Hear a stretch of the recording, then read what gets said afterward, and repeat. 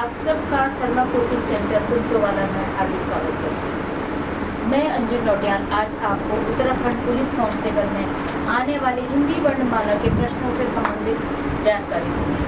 हिंदी वर्णमाला में उत्तराखंड पुलिस में सिपाही पद के लिए 3 और 4 प्रश्न आने अनिवार्य होते हैं। अब मैं आपको समझाती हूँ। ये चैनल हमारा गढ़वाली भाई बहनों के लिए 4 भाषाओं में है, गढ़वाली, कुमाऊनी, जौनसारी और हिंदी।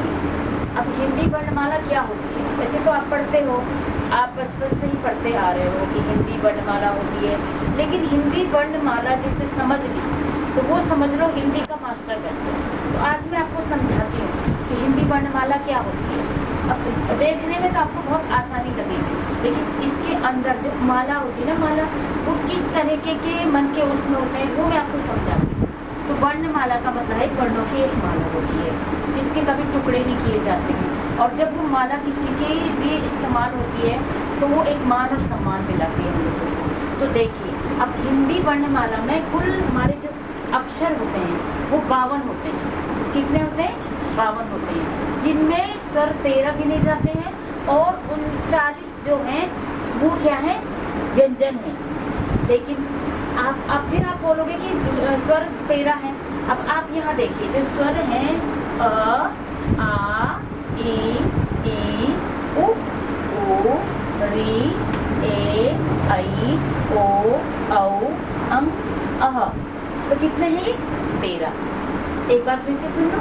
स्वर जो हैं अ, आ, ई, उ, री, ए, ऐ, ओ, औ, अंग, अह। कितने कहा? 13, जो इंग्लिश में 30। अब इसके आगे मैं आपको बताऊं, मूलतः स्वर इनके कुछ वर्ग होते हैं, इनको वर्गीकृत किया गया है। जैसे आपने देखा होगा व्यंजनों के 5 वर्ग होते हैं, 5 वर्ग होते हैं उनकी, क, ख, से, क, च, ट, त, प में। तो ऐसे ही स्वर के भी 3 वर्ग होते हैं। पहला जो वर्ग है वो है अयोगवाह। अयोगवाह में क्या होते हैं? 2 वर्ग होते हैं। और दूसरा है हमारा वर्ग प्राकृतिक स्वर, जिसमें 3 आते हैं। और तीसरा है संयुक्त स्वर, जिसमें आते हैं 4।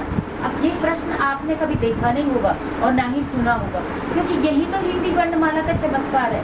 इसमें देखिए आप, अयोगवाह में अ, अंग और अह अलग हो गए, तो